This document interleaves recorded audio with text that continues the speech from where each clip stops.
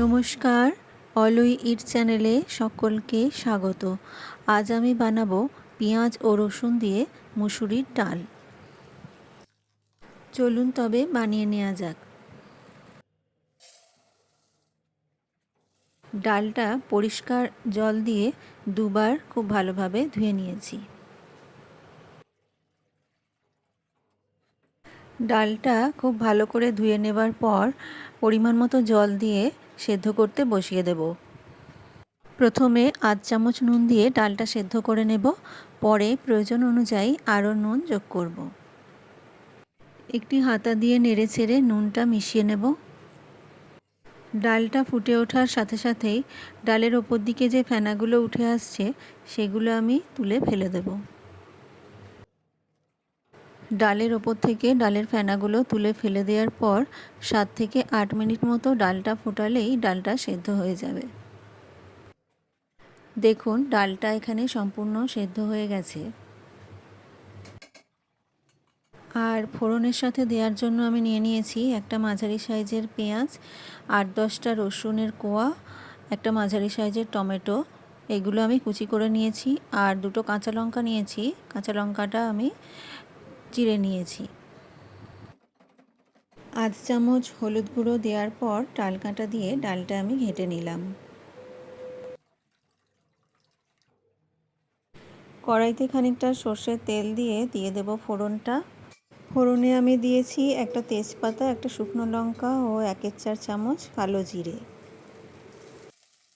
এবারে পেঁয়াজ ও রসুন কুচি দিয়ে 1 থেকে 1.5 মিনিট মতো নাড়াচাড়া করে নেব।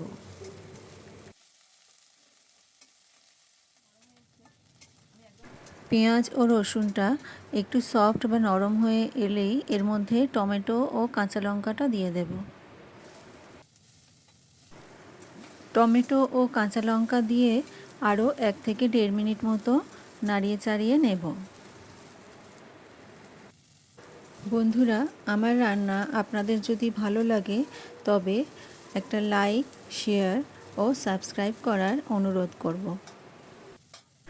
মোটামুটি 2 থেকে 3 মিনিট মতো এগুলো আমি নাড়িয়ে চাড়িয়ে নিয়েছি। এবারে এর মধ্যে আমি দিয়ে দেবো সেদ্ধ করে রাখা ডালটা।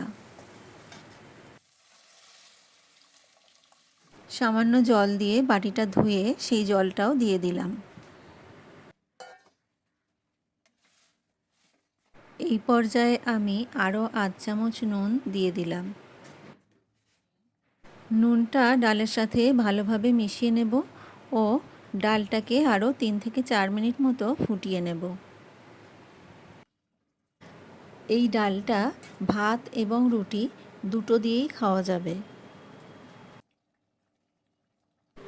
ডালটা 3 থেকে 4 মিনিট মতো আমি ফুটিয়ে নিয়েছি। এবারে এর মধ্যে আমি দিয়ে দেব কুচি করে রাখা ধনেপাতা।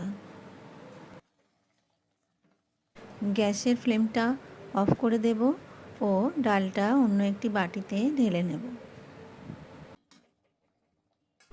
ডালটা পরিবেশনের জন্য এখন একদম রেডি। চলে আসবো অন্য কোনো রেসিপি সাথে নিয়ে।